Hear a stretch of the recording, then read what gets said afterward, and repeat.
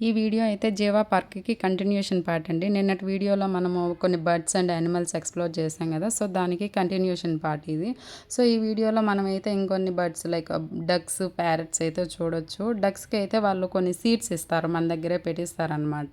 ఆ సీడ్స్ చూడగానే ఆ డక్స్ అన్నీ వస్తాయి. దార్వి కూడా వాటికి బాగా చక్కగా ఫీడ్ చేసిందనమాట అయి తీసుకొని.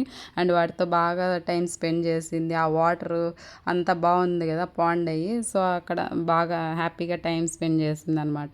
నెక్స్ట్ అయితే ప్యారెట్స్ దగ్గరికి అయితే వెళ్ళిపోయాము. అక్కడ దార్వికి ఫస్ట్ ప్యారెట్ని పట్టుకోగానే దాని బడ్స్ నెయిల్స్ గుచ్చుకున్నాయి అనమాట. సో, అందుకే ఆ ప్యారెట్స్ అంటే భయపడుతుంది.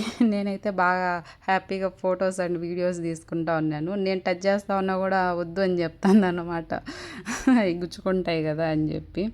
సో, ఆ తర్వాత మనకి అక్కడే స్మాల్ క్యాంటీన్ అయితే ఉంటుంది. బట్ మనకి ఇక్కడ ఏం వెరైటీస్ ఏమి ఉండవు. Simple items like Maggi, veg rice అలా ఉంటాయి. సో, అక్కడే మేమైతే తినేసి రిటర్న్‌లో బయలుదేరాం.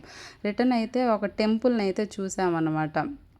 ఆ టెంపుల్ క్లోజ్‌లో ఉన్నింది. బట్ చూస్తే లోపలంతా గుహలాగా ఉందన్నమాట. సో, దాని తర్వాత అయితే రిటర్న్‌లో దేవనహల్లిలో ఒక ఏరోప్లేన్ పైన దగ్గరలో వెళ్తా ఉంటే చూసుకొని ఒక వీడియో తీసుకొని అయితే ఇంటికైతే వచ్చేసాం.